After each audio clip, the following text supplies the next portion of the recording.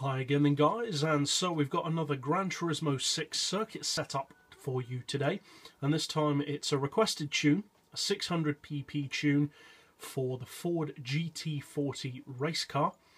So I've gone for racing soft tyres. You don't have to do that, but I would kind of recommend it on this model because it's not the best handling of race cars as standard.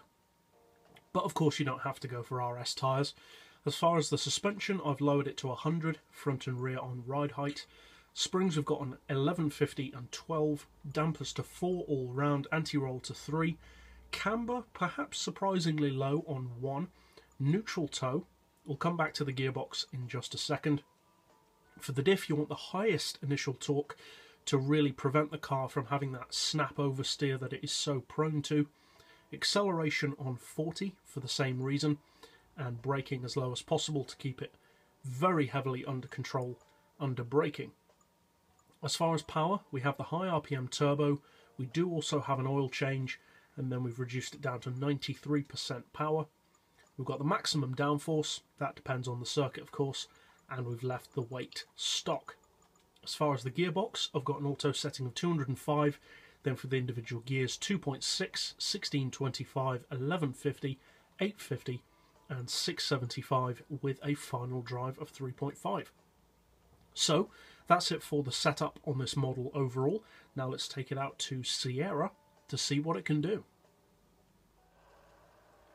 Now the GT40 is one of those cars on GranTurismo which doesn't just fall into line instantly. Many cars, when you tune them, they're pretty much good right out of the box, especially once you've fitted all the upgrades, and even less experienced drivers can get on pretty well with the majority of cars on GranTurismo.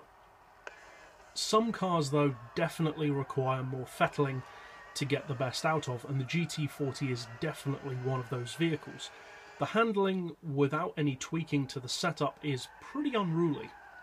The handling kind of runs away with itself. It's got so much power for a classic in such a lightweight body, and the front tyres are actually quite narrow. The rear tyres are huge, but the front aren't really that wide at all.